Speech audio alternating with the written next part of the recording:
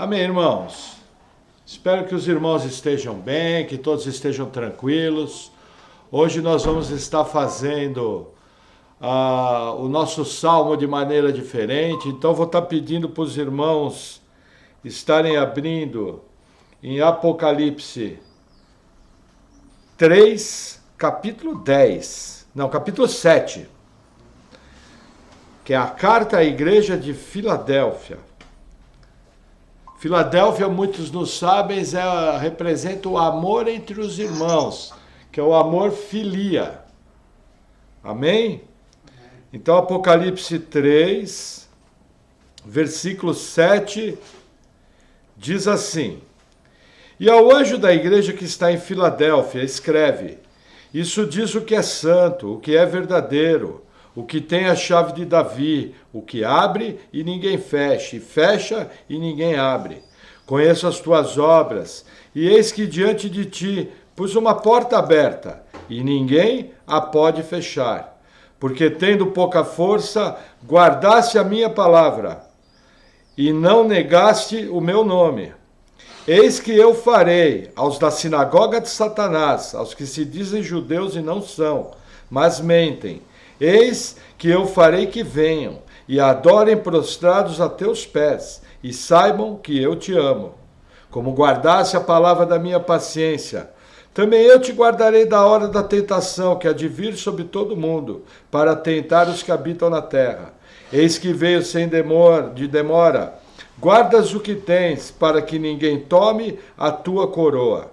Ao que vencer, eu o farei coluna do templo do meu Deus, e dele nunca sairá, e escreverei sobre ele o nome do meu Deus, e o nome da cidade do meu Deus, a nova Jerusalém que desce do céu, do meu Deus, e também o meu novo nome. Quem tem ouvidos, ouça o que o Espírito diz à igreja. Antes de orar, essa carta chama a atenção duas coisas. Primeiro, ela não tem nenhuma reprimenda.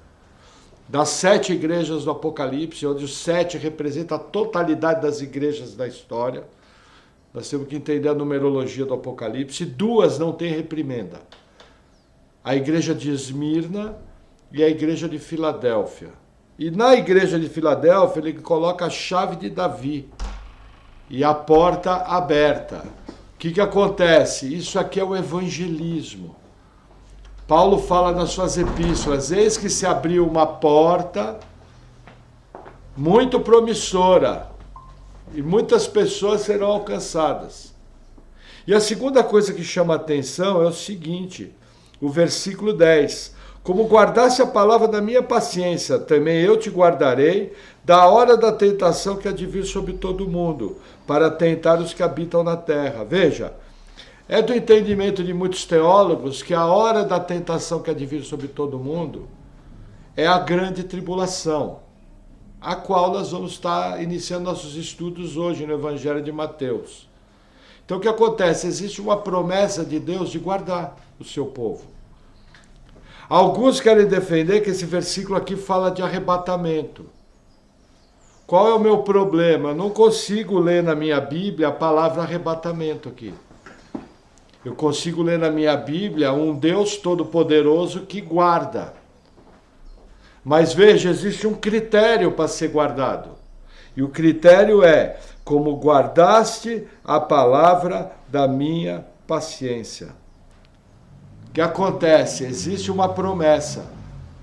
Num mundo envolto em trevas, num mundo onde os cristãos vão virar inimigos, o nosso Deus nos garante que para os cristãos fiéis haverá refúgio, haverá resguardo, haverá graça operando. Por isso que Jesus, no sermão que ele faz em Mateus 24, ele fala: não temas. Então nós não devemos ter medo, ao contrário, nós devemos exultar, porque Jesus fala: quando virdes essas coisas acontecerem, exultai, porque chegada é a vossa redenção. Agora, se você é alguém que não é firme, você é alguém que não ora, você é alguém que por qualquer coisa não congrega, você é alguém que nem toca nas páginas da Bíblia, eu pergunto: você se colocaria como alguém que guarda a palavra da paciência? alguém que é testemunha fiel? Essa é a pergunta que não quer calar. Deus tem uma promessa, mas essa promessa na minha Bíblia é condicional. Ela começa assim: como guardasse a palavra da minha paciência.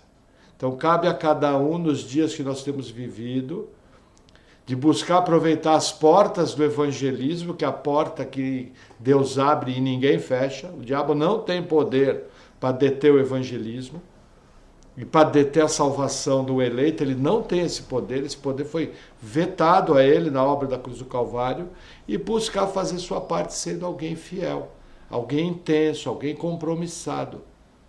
Amém? Vamos orar. Senhor, obrigado por tua palavra.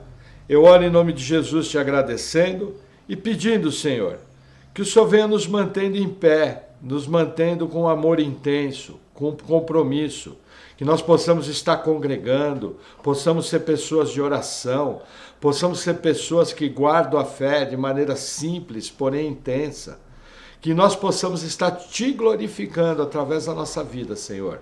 No nome de Jesus, amém. Amém, irmãos? Vamos ao nosso texto base, Evangelho de Mateus, capítulo 24. Eu vou avançar com muito cuidado por esse capítulo. Eu, de propósito, no nosso estudo de Apocalipse, eu não aprofundei esse capítulo, porque eu sabia que eu iria pregá-lo, então eu queria fazer de uma maneira mais detalhada.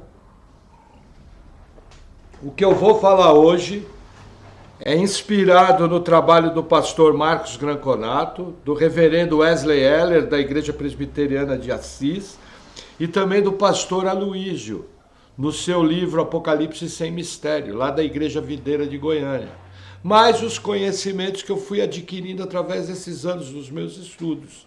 Por que eu vou avançar devagar? Porque é muitos detalhes, é muita coisa importante. Esse sermão é o último sermão de Jesus, fechando o Evangelho de Mateus. E ele nos mostra fatos extremamente importantes. Eu vou me atentar a Mateus, porque existem muitos detalhes em Marcos e em Lucas que nós vamos estar vendo quando estudarmos o Evangelho de Marcos e o Evangelho de Lucas. Se os irmãos quiserem, de maneira paralela, estarem pegando mais informações, os capítulos são Marcos 13 e Lucas 21. Se você quiser fazer no seu devocional a leitura. Amém? Então eu vou estar relendo. Mateus 24, 1. E quando Jesus ia saindo do templo, aproximaram-se dele os seus discípulos para lhe mostrarem a estrutura do templo. Jesus, porém, lhes disse: não vedes tudo isso? Em verdade vos digo que não ficará aqui pedra sobre pedra que não seja derrubada. E estando assentado no Monte das Oliveiras, chegaram-se a ele os seus discípulos, em particular dizendo: dize-nos, quando serão essas coisas? E que sinal haverá da tua vinda e do fim do mundo? Até aqui, vamos orar. Senhor, obrigado por tua palavra. Eu oro pedindo que o Senhor venha nos dando entendimento, sabedoria e discernimento. No nome de Jesus, amém. Amém, irmãos. Veja, os discípulos fazem 3 perguntas em particular, no Monte das Oliveiras. Quando aconteceria que não restaria pedra sobre pedra no templo? Quais seriam os sinais da vinda de Jesus? E quando aconteceria o fim do mundo? Primeira informação importante, a palavra mundo aqui, o mundo pode ser descrito principalmente por 2 palavras. Mundo aion, que quer dizer a era que nós estamos vivendo, e mundo oikumene. Oikumene quer dizer toda a terra habitada. Aqui no caso é a palavra aion. Então os discípulos estão perguntando: quando será o final dessa era? Quando será o final desse século? É isso que os discípulos estão perguntando. Por quê? Porque nós sabemos pela Bíblia que a terra não vai ser destruída, exterminada. Ao contrário, Jesus vai voltar, nós vamos estar restaurando a terra no milênio, e também nós vamos estar vivendo pela eternidade numa terra restaurada. Então é muito importante eu entender isso. Amém? Então vamos lá, versículo 4. Vamos começar a nossa pregação. E Jesus respondendo disse-lhes: acautelai-vos, que ninguém vos engane, porque muitos virão em meu nome dizendo: eu sou o Cristo, e enganarão a muitos. Veja que interessante. Mateus 24, do 1 ao 14, tem 10 sinais dados por Jesus da sua vinda. Então é muito claro o texto. Daqui até o versículo 14 são 10 sinais. Qual é o primeiro sinal? O primeiro sinal são os falsos cristos. O que eu tenho que entender? Os últimos dias começaram no dia de Pentecoste, em Atos capítulo 2, após a ascensão de Jesus. Ali efetivamente, veja, os últimos dias eles retratam a primeira vinda de Jesus até a segunda vinda. Mas efetivamente nós temos um marco divisor importante, que é o Pentecoste, onde a profecia de Joel começou a ser parcialmente cumprida. Pedro até faz uso e explica esse cumprimento parcial. Então nós temos que entender que os últimos dias, na verdade, são a época da graça. Os últimos dias são o período entre a primeira vinda e a segunda vinda de Jesus. Por quê? Porque existem sinais aqui que já acontecem nesses 2000 anos quase de últimos dias. Então, o que eu tenho que ver? Que primeiro existe um risco do engano para o mundo. Entenda, um crente verdadeiro não pode ser definitivamente enganado. Mas um crente verdadeiro pode ser temporariamente enganado. Tanto é que, só para vocês terem uma ideia, 40% dos testemunhas de Jeová já foram evangélicos. E por desconhecimento da palavra e despreparo, caiu nas garras dessa terrível seita. Agora, desses 40%, pode ser que tenha alguém eleito. Se ele for eleito, ele vai sair de lá. Entendeu? Então, o que eu tenho que entender? O meu papel é não ser enganado. Por quê? Porque, olha que interessante o 5. Muitos virão em meu nome dizendo, eu sou o Cristo. E enganarão a muitos. É um fato. Vão surgir homens que vão se identificar como Cristo e vão enganar pessoas. Essa é uma das marcas nesses 2000 anos. Quantos falsos cristos surgiram? Até hoje, o século XX foi um século recheado de falsos cristos. E o que eu tenho que entender aqui? Aqui eu vou abrir um parêntese. Hoje o mundo ocidental está mergulhado no movimento Nova Era. O movimento Nova Era tem uma forte base no budismo e tem uma forte base no hinduísmo. Inclusive, imigraram de países do Oriente, imigraram vários budistas e vários mestres hinduístas para os Estados Unidos e Europa. Então, o que acontece? Por exemplo, o budismo fala que Cristo vai vir, e o nome dele é o Buda Maitreya. Entendeu? Da mesma forma, o hinduísmo fala que Jesus vai vir. Quem é ele? É o avatar de síntese. Também se identificando como Cristo. Da mesma maneira, o islamismo, que hoje está dominando a Europa, e escrevam, até 2050 a Europa vai ser islâmica. Por quê? É simples, é só fazer conta. O europeu comum, ele tem 3 opções na sua descendência. Ou ele tem um filho, ou ele tem meio filho, Ou ele tem 2 cachorros. Enquanto isso, os islâmicos querem conquistar o mundo, tendo dezenas de filhos. E na Europa, quem sustenta esses filhos é o governo, pago pelos ocidentais. O islamismo defende que vai vir o Imam Mahdi. Que quando você lê a descrição do Imam Mahdi, eles dizem que é um tipo de Cristo, um enviado, um Messias. Mas quando você vê a descrição do Imam Mahdi, você vê que, na verdade, é o anticristo.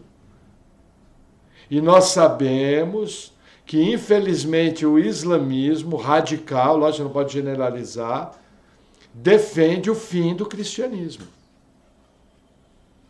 Por isso que hoje, num mundo comunista, nós temos vários países da Europa virando comunista. Nossa, mas eles são igual à União Soviética? Não. Hoje em dia o comunismo vem numa outra embalagem. Ele é um produto mais bem acabado do que Stalin e Lenin fizeram. Hoje é um tipo, para vocês terem uma ideia, em Berlim, eles estão comemorando porque o governo aprovou um tipo de lei que permite, em casos especiais, de tirar propriedades de quem tem muitas propriedades. Isso é comunismo. Entendeu? Só que é um tipo de comunismo com uma cara fascista, onde os governos vão estar caminhando lado a lado com as grandes empresas e as grandes corporações. E dentro dessa peça, nós sabemos que o cristianismo não é bem-vindo.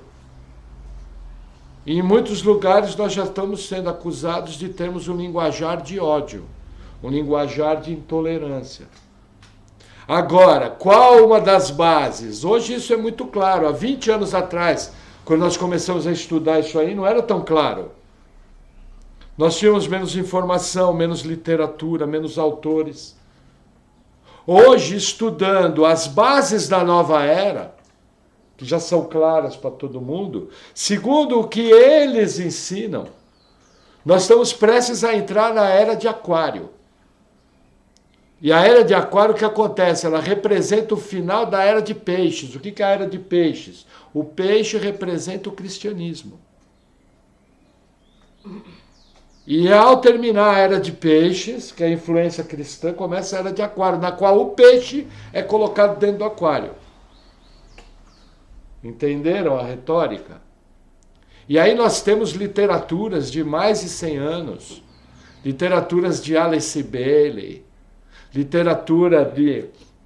já vou lembrar o nome da autora, tudo apontando que o que atrapalha o mundo é o cristianismo. Para vocês terem uma ideia, em 2020, na Turquia, teve uma reunião do Conselho ligado à área de Direitos Humanos da ONU, na qual, na pauta final da reunião, eles declararam isso, que um dos maiores empecilhos para que o mundo viva a paz é o cristianismo radical, fundamentalista.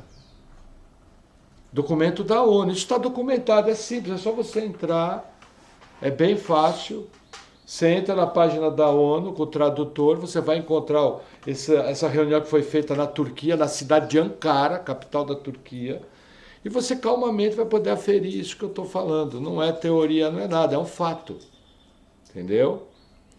Para vocês terem uma ideia, eles estão defendendo que se uma igreja numa região distante ela precisar excluir um membro por causa de práticas pecaminosas, o país tem que lançar uma lei que a igreja é obrigada a aceitar aquele membro. Porque a pessoa não tem condições de ter outra religião.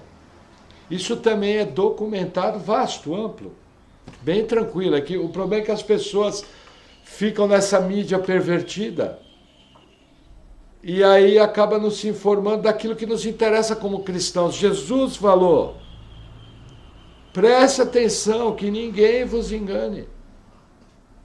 Nós precisamos prestar atenção aos tempos que estamos vivendo. E esse tempo é um tempo de preparação para a nova ordem mundial. E a base religiosa dela é a nova era. E a nova era cumpre O que Jesus falou, muitos virão em meu nome dizendo, eu sou o Cristo. E nesses 2000 anos, o que mais nós tivemos foram falsos cristos.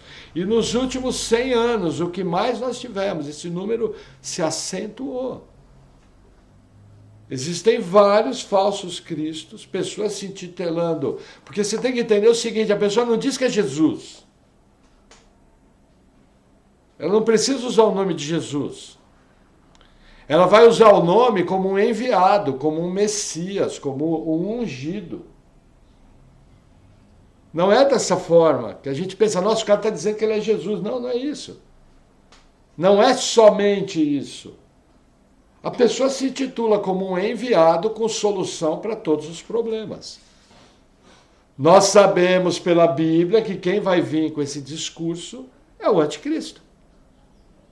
E realmente vai vir com soluções momentâneas para todos os problemas da Terra. Percebem? Por isso que nós vamos ter que ter esse quadro. Então o que acontece? Não se enganem. Sejam sábios. Percebam os tempos. Aproveitem a chance para evangelizar.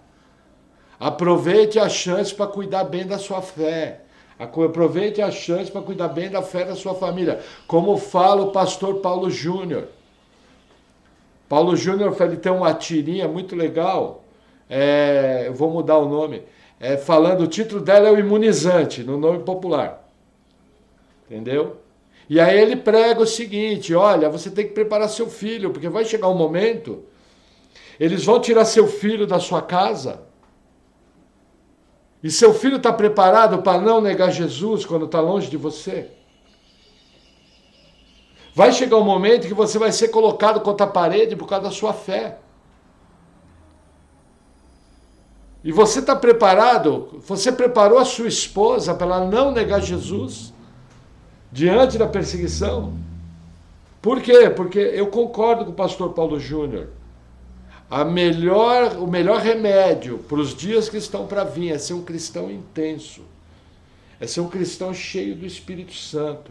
É ser um cristão que entende o tempo que nós estamos vivendo. Muita gente está para ser salva. É hora de pegar firme. É hora de ser intenso, é hora de ser compromissado, é hora de fazer o que for pelo reino de Cristo. Porque nós não sabemos o dia e a hora, mas nós sabemos que um dia vai chegar. Você tem que preparar sua mulher, você tem que preparar seu marido, você tem que preparar seus filhos, você tem que preparar seus netos, você tem que construir nele uma fé inabalável e inteligente, onde não vai atrás de qualquer pessoa falando qualquer bobagem. Esse é o nosso papel. Formar crentes de verdade, pessoas que raciocinem, que pensem, que saibam ler a circunstância do tempo e que possam viver um cristianismo intenso. Porque o único remédio para qualquer problema é ser um crente cheio do Espírito Santo, cheio da presença de Deus, cheio da plenitude do Espírito. E isso é algo que é uma responsabilidade nossa, não vai vir do céu. Ser cheio do Espírito Santo é um papel seu. Como? Com salmos, cânticos espirituais, com doutrina, com orações, com intercessões. É assim que você se torna alguém cheio do Espírito Santo. E o Espírito Santo passa a controlar todas as áreas da sua vida, com discernimento e sabedoria. Você só pode ter olhos para ver o que está por vir se você for cheio do Espírito Santo. Você só pode ser livrado se você for testemunha fiel. Se não vem sofrimento. Simples assim, é o que a Bíblia diz. Você vai estar vendo pessoas sendo enganadas. E olha, hoje em dia, vou fazer minhas as palavras do reverendo Wesley Eller. As pessoas mais estudadas estão sendo as mais enganadas. Em geral, estou falando de maneira genérica, lógico. Muita gente que você pergunta, nossa, você deveria perceber isso. Está sendo enganada. Entendeu? Aí eu lembro daquele dito famoso, né? Para o mal prevalecer, basta os maus ficarem quietos. Aí o mal vai prevalecer. Mas nós não podemos ser enganados. Porque nós temos a palavra para nos colocar em ordem em tudo. Amém? Vamos avançar mais um pouquinho. E ouvireis de guerras e rumores de guerras. Olhai, não vos assustei, porque é mister que isso tudo aconteça, mas ainda não é o fim. Porquanto se levantará nação contra nação, e reino contra reino, e haverá fomes, e pestes, e terremotos em vários lugares. Mas todas essas coisas são o princípio de dores. Até aqui, vamos fazer uma pausa. O que acontece? Jesus nos mostra que antes da grande tribulação vai existir um período chamado princípio das dores. Veja, princípios das dores já está acontecendo. Por quê? Porque ele faz parte dos últimos dias. Só para vocês terem uma ideia, é que a igreja brasileira ela tem um problema de não se informar. No mundo são mortos em torno de 300 mil cristãos por ano. E a grande mídia anticristã não faz nem menção disso. Nós aqui no Brasil temos liberdade. O nosso país é um celeiro de missionários. Mas muitos desses missionários, quando são enviados, lidam com lugares extremamente difíceis. Então, o que eu tenho que entender? Que existem coisas que estão faladas aqui, por exemplo, guerras, rumores de guerras, reino contra reino. Desde que o mundo é mundo, isso acontece. Porém, nunca morreu tanta gente no mundo como no século XX. Se eu fosse parar aqui para falar dos conflitos do século XXI, não daria para falar detalhadamente de todos eles no culto, de tanta guerra, guerrilha que acontece no século XXI. Sem contar que hoje nós vivemos um tempo chamado, que é o que muitos chamam de guerra 5G. Que é uma guerra onde não é disparado um tiro. É uma guerra na economia, é uma guerra na política, é uma guerra na tecnologia. Nós já precisamos começar, como cristãos sábios, precisamos começar a perceber esse tipo de movimentação. Entendeu? Existem conflitos acontecendo que não é apenas nação contra nação. Veja que interessante, as palavras são diferentes, nação contra nação, reino contra reino. No original em grego aqui são duas palavras diferentes. Mostrando que está falando de grupos diferentes. Hoje a gente vê uma batalha entre os ricos do mundo. Tem muita gente tentando tomar o poder. E tem gente conseguindo, inclusive, ter algum sucesso. Só para vocês terem uma ideia, antes desse problema que aconteceu em 2020, tinha 3 trilionários no mundo. Hoje são 12. O rico se tornando mais rico. E a linha de pobreza, segundo a Organização Mundial da Saúde, a Organização Mundial da Saúde diz o seguinte, que nunca foi a favor de nenhum tipo de fechamento. E que a fome produzida pelo fechamento, eu estou mudando, produzida pelo fechamento vai matar mais do que o problema. Estava lendo isso na Organização Mundial da Saúde e fiquei assustado. Falei, nossa, por que eu não vi isso na grande mídia? Talvez possa estar até parecido, eu estou mal informado, que às vezes eu posso estar errado. Mas por que eu estou falando dessa questão da fome? Por que eu estou falando dessa questão da riqueza? Por que eu estou falando dessa questão das guerras? Quer ver que interessante? Jesus aqui ele faz um resumo do princípio das dores de parto. Esse resumo dá 4 versículos. Mas nós sabemos que a Bíblia tem uma coisa chamada revelação progressiva. E nós temos um livro dado por Deus que retrata de maneira detalhada tudo que vai acontecer nos últimos dias. Lembra que eu expliquei que é um grande período entre a primeira vinda e a segunda vinda de Jesus. Jesus escreveu. Mas Daniel escreveu, Ezequiel escreveu, Isaías escreveu, João escreveu, Paulo escreveu, Mateus, Marcos, Lucas escreveram, então Pedro escreveu, então é necessário eu pego um quadro. Jesus aqui está falando do princípio das dores, antes da grande tribulação, mas eu tenho em outros livros informações sobre o que vai acontecer. E talvez para esse período chamado princípio das dores de parto, Apocalipse capítulo 6 é o melhor capítulo. Vamos dar uma revisada rápida, nós já estudamos esse capítulo. Na página da igreja existe um estudo aprofundado de Apocalipse 6, mas eu vou dar uma pincelada geral. Vamos abrir Apocalipse 6. 6.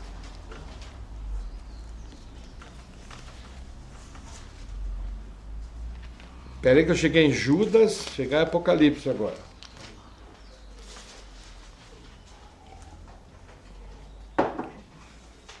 E por que eu falei da questão da fome? Porque ela está aqui, nesse texto, de maneira interessante. Quando você vê o mundo, as pessoas encarregadas, falarem de fome, é para você parar para pensar. Vamos ler. Apocalipse 6, versículo 1.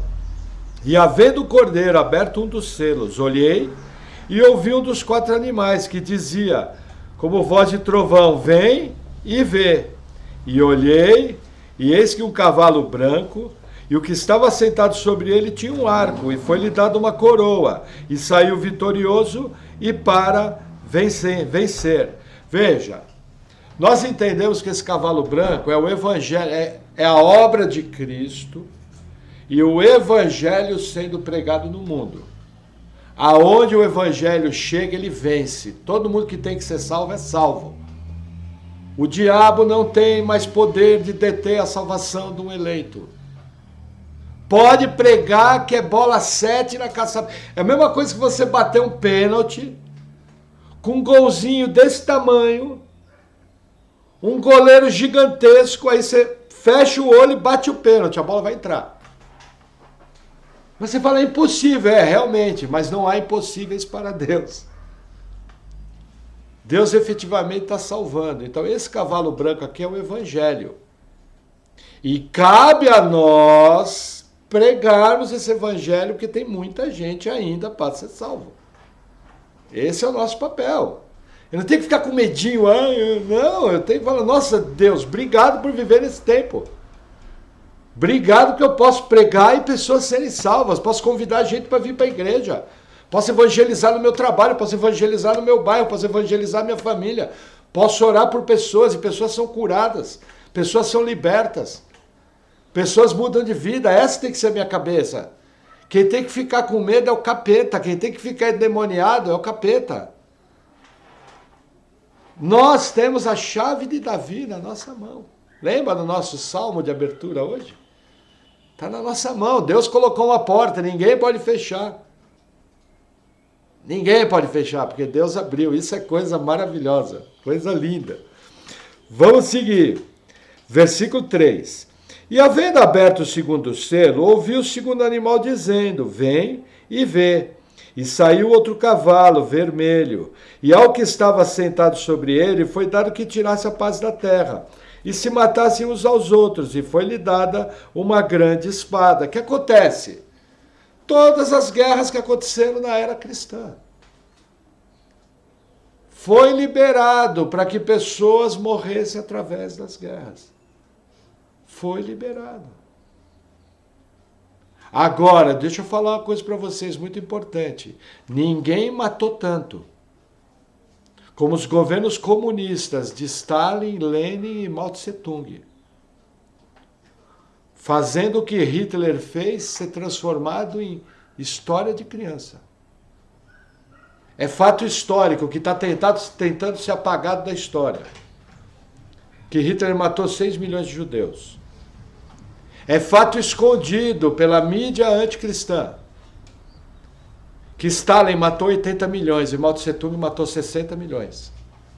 Dando uma aula para Hitler como se pratica um genocídio. E desses milhões que Stalin e Hitler matou, a grande maioria eram cristãos. Irmãos nossos. Proibidos de viver sua fé, porque o comunismo é totalmente anticristão. É totalmente inimigo. Para eles, nós somos o câncer que destruiu a sociedade ocidental. E nós precisamos ser arrancados, com raiz e tudo. Entende por que um dia nós vamos virar a bandidagem? A maloqueirada ungida? Desculpa a palavra. Entendeu? Porque tem que ser arrancado. Gente, e vai acontecer. Por que eu preciso de bom senso? A Bíblia diz que vai acontecer, então vai acontecer. Mas a mesma Bíblia que diz que vai acontecer fala, olha, seja testemunha fiel, que eu te guardo. Para isso que tem Bíblia, tranquilo.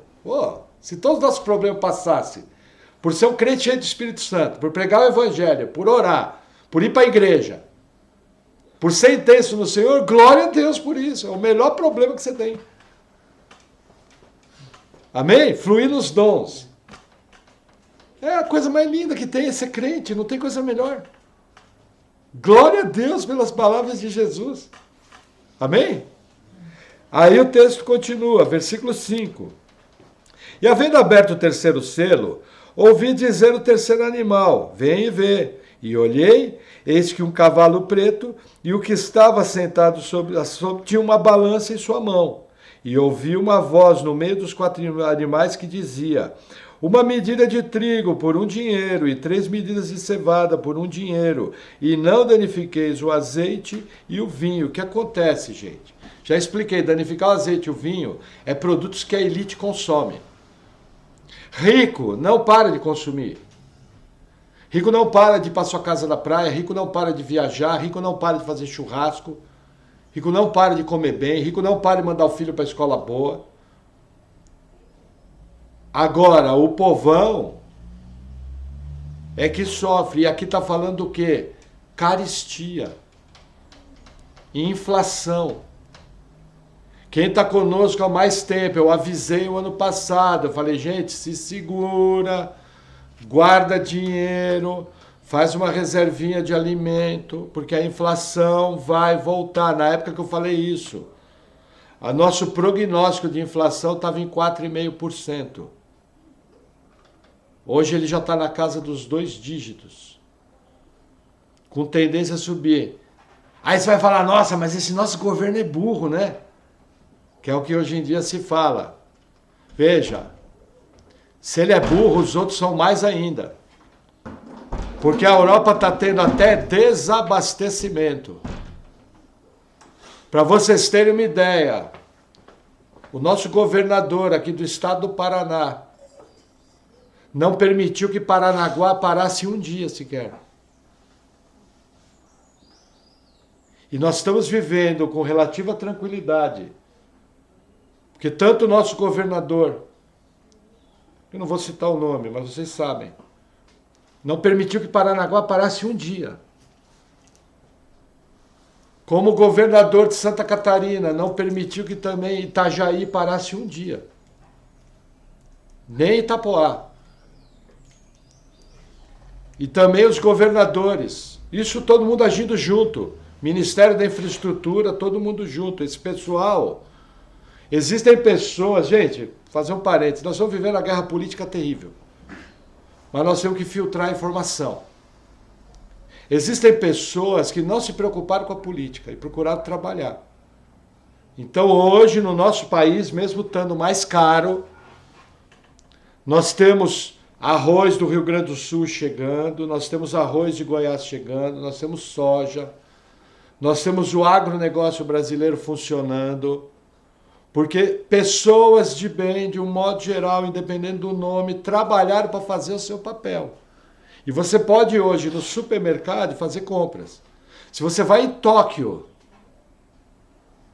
a prateleira está vazia. O Japão é uma ilha. Se você vai na Inglaterra, faltou combustível. Existem produtos que sumiram das prateleiras inglesas e não voltaram mais. Carne fresca você não vê na Europa. Você só vê carne congelada. Aí você fala, mas o povo está passando fome? Na África e nos países pobres e no Brasil, sim. Porque tem gente que só vive com o dinheirinho do dia. E o dinheirinho do dia está pouco e os alimentos subiram. Agora, está faltando, está havendo desabastecimento no mundo. Aí surgem as mais inusitadas teorias, né? Por exemplo, por isso que a gente tem que ser bíblico. A Bíblia não falou de fome? Falou. Por quê? Porque vai ter gente que fala, não, estão forçando o desabastecimento. É verdade, eu fui pesquisar, tem um fundo de verdade. Aí tem outro falando, não, não é isso, é que a logística se comprometeu. Também é verdade. Então você vê, são várias coisas. Entendeu? Você percebe que são várias coisas. Mas meu papel como cristão, o que é? O que a Bíblia fala, vai haver fome. E vai haver carestia. O que eu tenho que fazer como cristão? Ser prudente e prevenido. Gente, isso aqui é princípio das dores de parto. Sabe qual é a diferença no mundo? Ó, deixa eu falar uma coisa para vocês entenderem o mundo que a gente vive. Tá? O pessoal está defendendo por amor da saúde das pessoas. Olha a frase que eu estou falando. O pessoal está defendendo por amor da saúde das pessoas dar o remedinho para crianças entre 5 e 11 anos. Alguém já ouviu falar disso? Tá. Eu pergunto, se o amor fosse a saúde das pessoas, por que não estão distribuindo comida? Onde crianças de 5 a 11 anos estão morrendo centenas de vezes mais do que esse mal que surgiu. Se a ideia fosse cuidar da saúde das crianças, já se estaria distribuindo comida há muito tempo. Só que os poderosos não estão nem aí para as crianças. Os poderosos não estão nem aí para a fome. Gente, desde que o mundo é mundo, quem se ferra é o povo. E o rico nunca se ferra. Gente, é só você estudar, você vê da época medieval. A época medieval foi marcada por fomes que dizimaram populações inteiras. É o cavalo da fome. Nunca se morreu tanto no mundo como na época da Idade Média, de fome. Mas você vai em alguns sítios do mundo, um monte de gente morrendo de fome. E aí você não vê os mimimi, hashtag mate a fome das crianças, você vê isso? Você não vê. Por quê? Porque, infelizmente, o mundo jaz no maligno. Não quero me aprofundar muito por esse lado, mas é importante você, como cristão, entender esse cavalo da fome cavalgando. E a própria OMS cantou a bola, ó. Ela usou o termo de fome de proporções bíblicas. Esse foi o termo que a OMS usou. Então você se segura. Seja sábio, o sábio discerne o tempo e o modo. Mas isso, gente, acontece em toda a história humana.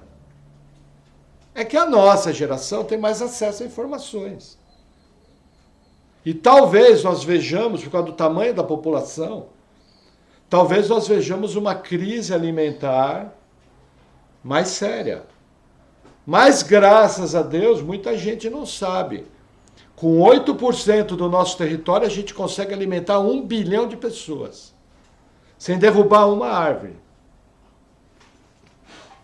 Quem conhece o Cerrado aqui sabe o que eu estou falando. Tem um irmão querido lá em São Paulo, o irmão Antônio, que ele fala que o Cerrado verdejou. E esse é um processo que vem se arrastando há 30 anos e está só melhorando, embora haja muito combate dos interesseiros, dos poderosos, para que isso aconteça. Por quê? Porque nós somos uma terrinha lá do Cafundó. Entendeu? Agora, por que nosso país tem sido abençoado? Bendita a nação cujo Deus é o Senhor. Existem mais de 30 milhões de crentes que oram a Deus, que estão buscando a Deus. Num dia como hoje, pelo menos 30 milhões de pessoas vão estar indo para os seus cultos, louvar a Deus, adorar o Senhor. Bendita a nação cujo Deus é o Senhor. Mas pastor, você está me dizendo que Deus vai abençoar o Brasil só por causa dos crentes? Estou te dizendo que vai acontecer a mesma coisa que aconteceu no Egito. Deus abençoou o Egito só porque a família de Jacó ia para lá. Exatamente isso que eu estou querendo dizer. Pelo menos é o que está escrito na minha Bíblia. Percebe? Por isso que nós temos que ter que ser intenso em oração. Defender aquilo que é correto, pregar, correr. Esse tempo aqui, talvez hoje nós vamos viver uma fase pior, ou não. É Deus que determina. Veja, o ano passado falaram, nossa, vai quebrar tudo, não sei o quê. O nosso país foi um dos países que menos sofreu com a crise. Se previa um decréscimo no nosso país em torno de 10%, hoje foi em torno de 4,5%. Vai dizer que isso aí não é bênção de Deus? Porque no meio de tudo os crentes sofrem pela falta de emprego, pelo custo dos alimentos. Entendeu? Agora, nós somos um país único. Por exemplo, você vai na Europa, no Brasil, mais ou menos, se fizer uma pesquisa, 65% das pessoas vai dizer que Deus é importante. Na Europa é o contrário, acho que até mais no Brasil, 70%. Na Europa, a grande maioria diz que Deus não importa. Holanda, Suécia, todos esses países, mais de 80% da população diz que Deus e religião não importam. E na Europa, a religião que mais cresce é o islamismo. E na Europa existe uma coisa chamada eleição direta. Islâmico vai votar em quem? No pastor Maurício? Ou vai votar no Halalalabum? Pô, gente, é só pensar. É só pensar. Simples assim. Vá para as páginas de ateus, que eles vão te dizer a mesma coisa. Para não dizer que é papo da igreja, entendeu? Quando eu fui pesquisar sobre a fome, eu fui na OMS, que é um órgão da ONU, e a ONU diz que o cristianismo tem que ser arrancado. A melhor informação vem deles. E eles usaram o termo fomes de proporções bíblicas. Entendeu? É assim que você tem que pesquisar. Vai pesquisar só de um lado, você se perde. Tem que pesquisar do outro. Como é que eu sei que nós somos odiados pelos comunistas? Porque eu vou nas páginas de comunistas, vejo o que eles falam e é coisas horríveis sobre nós. Eu já vi gente falando que tinha que pegar em arma, aqui no Brasil, está gravado. Comunista falando que tinha que pegar em armas para banir esse livro aqui. Está gravado. Não é palavra minha, então eu tenho que abrir minha cabeça. Nós não falamos de política, mas pela Bíblia somos seres políticos. Porque na Bíblia está cheio de políticos. José, Davi, Salomão. Entendeu? E eles fizeram diferença na sua geração. Na época de José, o povo de Deus foi próspero. Na época de Davi, o povo de Deus foi próspero. Na época de Salomão, o povo de Deus foi próspero. Na época do rei Asa, o povo de Deus foi próspero. Na época do rei Ezequias, o povo de Deus foi próspero.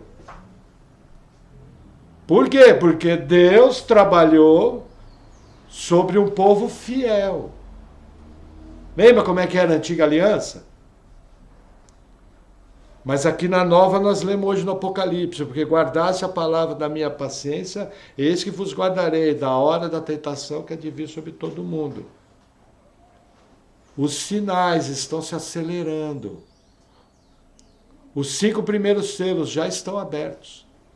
Há muito tempo. Só que eles oscilam. Por isso que eu falo, vamos congregar, vamos orar, vamos evangelizar, porque onde tem povo de Deus, tem bênção. Onde tem povo de Deus, tem esperança. Onde tem povo de Deus, tem salvação. Onde tem povo de Deus, tem vida eterna. Tem famílias transformadas, tem gente sendo liberta de droga. Tem Deus operando curas milagrosas. Tem libertação de demônios. Por isso que o bastão está na nossa mão. Eu tenho que pegar essa informação bíblica e falar, nossa, Deus comprou uma luva nova para mim. Vou encher de porrada. Isso é no linguajar do seu pastor que é esquisito. Entendeu? Mas levou uma das duas. Ah, tá tendo inflação, é verdade. 18 foram salvos lá na vila. E estão congregando lá na igrejinha que foi montada lá. Nossa, mas a coisa está difícil, é verdade. Ó, mas uma família aqui foi ganha para Jesus e foi toda ela transformada. E estão avançando o conhecimento do Senhor. Essa é a nossa mentalidade. Eu tenho que pegar o que eu enxergo lá fora e trazer para a Bíblia. E enxergar esse tempo e tirar o lado bom. Para isso que Deus me deu a Bíblia e mandou eu vigiar. Aí avançando um pouquinho mais. Versículo 7. E havendo aberto o quarto selo, ouvi a voz do quarto animal, que dizia, vem e vê. E olhei, e eis um cavalo amarelo, e o que estava sentado sobre ele tinha por nome Morte, e o inferno seguia. E foi-lhe dado poder para matar a quarta parte da terra, com espada, e com fome, e com mortandade, e com as feras da terra. Veja, a palavra mortandade aqui, ela está ligada a pestes. Para vocês terem uma ideia, a peste negra matou metade da população da Europa, da Idade Média. O mundo é um mundo marcado por pestes. E isso que está acontecendo hoje, guardando o ponto de vista de doenças, tirando fatores externos, sempre se morreu de peste, sempre teve doença. Entendeu? Isso foi determinado. Entendeu? E a gente percebe aqui que nesse resumo aqui, um quarto da população foi embora. Na história humana. É verdade, é o que nós estamos vivendo. Ah! Como é que é o nome do figura? O vírus Marburg. Quem ouviu falar? Vocês ouviram a nova corintianada da mídia? Dizem que tem um outro vírus vindo que pode ser o próximo problema, chama Marburg. Um novo vírus. Novo vírus, uma ova, tem mais de 10 anos, os cientistas conhecem eles de longe, entendeu? E eles sabem toda a maneira de agir, a maneira de transmitir. Ele é mortal? É mortal. Agora eu pergunto, que vírus que não é mortal? Não sei se você sabe, quando um vírus entra no seu corpo, duas coisas vão acontecer. Ou ele mata você ou você mata ele. Sabe, luta de gladiadores no circo romano? Entrava dois combatentes, só saía um vivo. Todo e qualquer vírus e bactérias que está no seu corpo tem uma intenção, matar você. Você nada mais é que um enorme churrasco. É uma churrascaria de espeto corrido à vontade. Ou você matar ele ou matar você, percebe? Agora, existem muitos interesses envolvidos, né? Muita gente ganhando muito dinheiro com várias coisas. Nós temos que entender, o mundo jaz no maligno.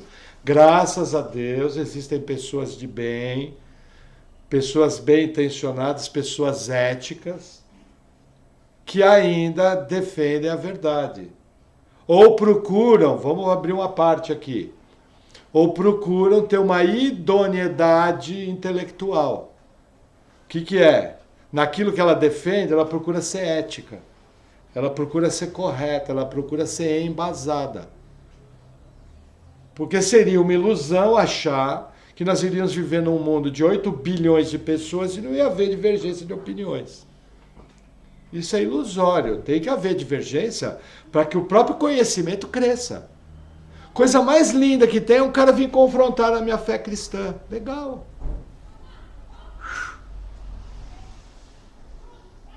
Se ele veio confrontar, já é um sinal de que Deus já está movendo na vida dele. Porque ateu que se preze nem vem conversar com o crente. Está pedindo para ser salvo.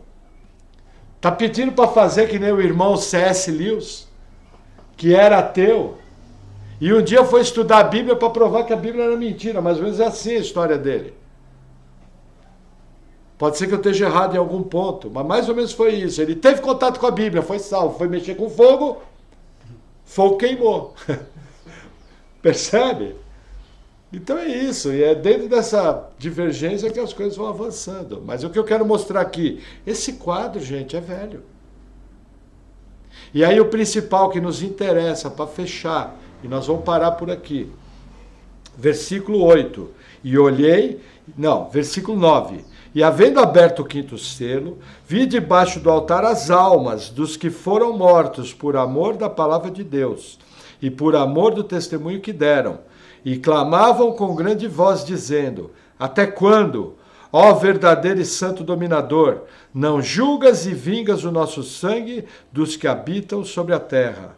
E foram dadas a cada um compridas vestes brancas, e foi-lhes dito que repousasse ainda um pouco de tempo, até que também se completasse o número dos seus conservos e seus irmãos, que haviam de ser mortos como eles foram. Até aqui. O que é isso aqui, o quinto selo? A voz dos mártires. O que eu tenho que entender? Eu não posso ter uma visão infantil.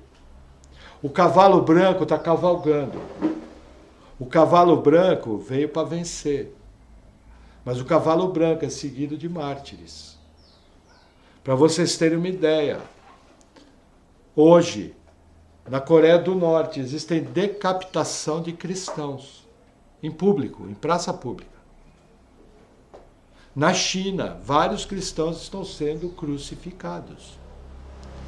E aí eu faço minhas as palavras do reverendo Wesley Eller, que eu achei até de uma felicidade incrível. Esse irmão eu acho muito legal, ele é presbiteriano, mas ele é canelinha de fogo. É um irmão intenso na palavra, compromissado, amante da Escritura, amante do Senhor. E ele fala o seguinte, na sua pregação de Mateus 24, você pode pegar lá, Mateus 24, reverendo Wesley Eller. Muito boa a pregação dele, só que é mais ampla, eu entrei mais detalhado. Ele fala, o grande dragão vermelho está dominando o mundo, inclusive o Brasil. Não sei se você sabe, muitos dos controles acionários de nossas empresas estão sendo feitos por dinheiro vindo de lá.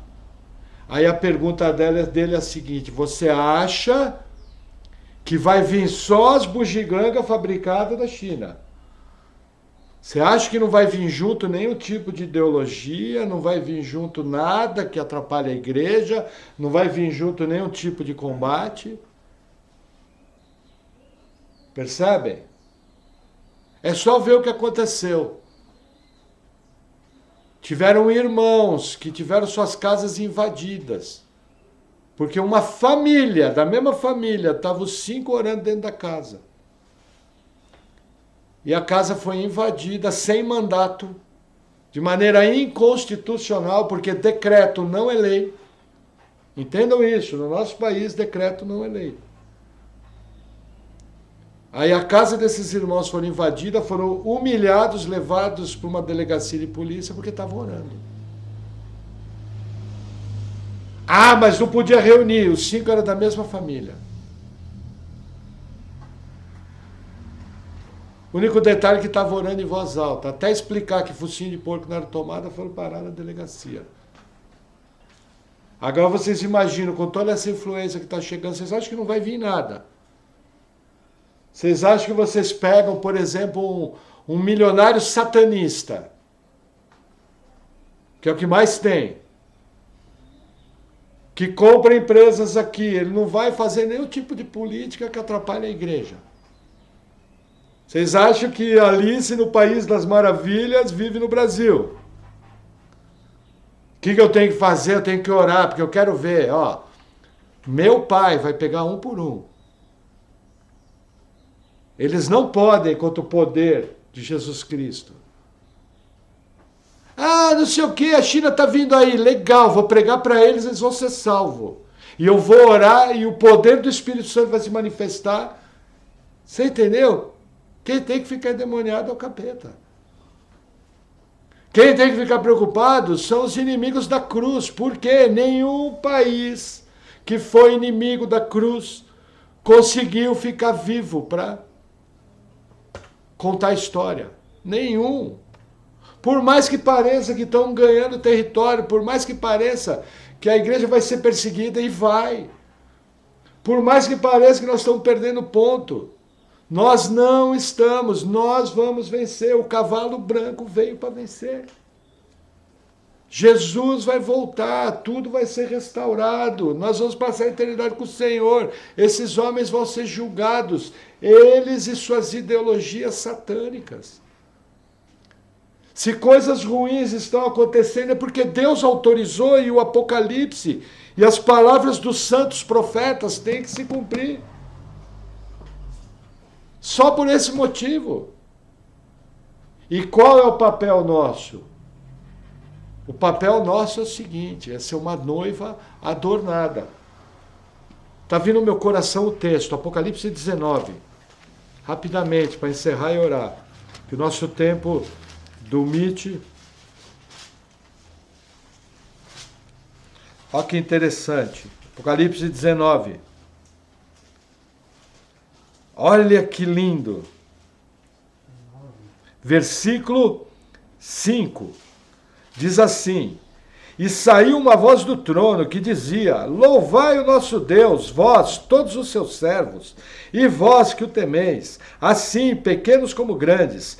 E ouvi como que a voz de uma grande multidão, e como que a voz de muitas águas, e como que a voz de grandes trovões que dizia: aleluia, pois já é o Senhor Deus que já o Senhor Deus Todo-Poderoso reina.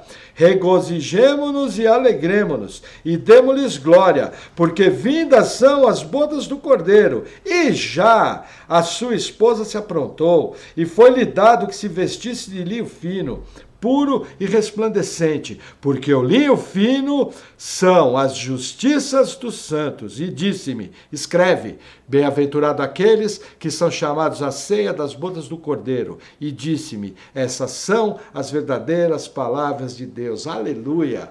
Quem é essa esposa? Somos nós, eu e você. O que é a veste branca? Nossos atos de justiça. Que justiça que está aqui? A justiça da palavra.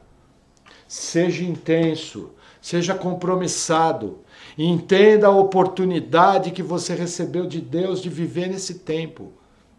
Da mesma maneira que o cavalo da peste, o cavalo da guerra, o cavalo da mortandade está cavalgando. O principal, o cavalo do martírio, aliás, o selo do martírio. Mas o principal cavalo, que é o poder do nosso Deus, é o evangelho sendo pregado e vidas sendo conquistadas, saiu para vencer. E como que esse cavalo vai vencer? Através do testemunho dos crentes. Como diz o pastor Paulo Júnior. Pregue, evangelize, forme sua família, ensina seu filho, seus parentes, seus netos a viver uma fé cristã intensa e inabalável. Que mesmo diante de perseguição, sozinho, não vai negar o nome do Senhor. Para encerrar, está vindo uma história, um grande pastor de Cuba. Não quis fugir da ilha quando os comunistas tomaram a ilha. Ele foi preso por Fidel Castro. E aí, ele tinha 2 filhas e a esposa, foi colocado longe. De repente eles falaram, se você não negar esse Jesus, nós vamos matar sua filha. Eu vou lembrar o nome desse pastor. Levaram a menina para o pátio, ele vendo. Vai negar ou nós vamos matar sua filha? Ele não negou, nem a menina. Criança, morreu fuzilada. Pegaram a outra filha. Fizeram a mesma coisa. Fuzilaram a menina. Pegaram a esposa. Puseram frente a frente com ele. Ela implorava, não negue o nome de Jesus. Essa nossa vida é passageira. E os comunistas mataram a esposa. E mataram também o pastor. Lembrando, missionário Josué Erion, da Assembleia de Deus, foi capturado dentro da União Soviética com porta-malas cheio de Bíblia. Os soldados puseram ele amarrado numa cadeira e puseram os pés estendidos na cadeira dele e falaram, olha, nós vamos pular em cima das suas pernas, nós vamos quebrar suas pernas, se você não negar Jesus. E os comunistas quebraram as pernas desse irmão, mas esse irmão conseguiu escapar. Deus curou ele. Agora você imagina como tratar a fratura de fêmur nas 2 pernas dentro de uma prisão soviética. Deus curou ele. Ele continuou contrabandeando Bíblias. Foi para os Estados Unidos. Até hoje prega, está vivo, firme no Senhor. É só ler o livro, que é um livro histórico para os batistas, chamado Rastros de Sangue. E você vai ver que o que nós estamos vivendo hoje é fichinha, é moleza. Ainda com uma promessa dessa, porque guardasse a palavra da minha paciência, eis que eu vos guardarei, Jesus falando isso. Gente, vamos botar para quebrar, vamos aproveitar os tempos, vamos pregar. Tem gente apavorada. Pode ser que a quarta onda está vindo aí. Aproveita e prega, fala, olha, eu conheço o médico dos médicos, aquele que nos guarda de todo, e pregue. Que vai ser certeiro. Se a pessoa for eleita, ela vai ser salva. Cuide da sua vida, seja intenso. Analise os fatos em volta, analise, mas sempre com o padrão da Bíblia. Sempre com o padrão da Bíblia, para você não fazer besteira. Amém? Vamos orar? Glória a Deus, aleluia. Louvado seja o nosso Deus.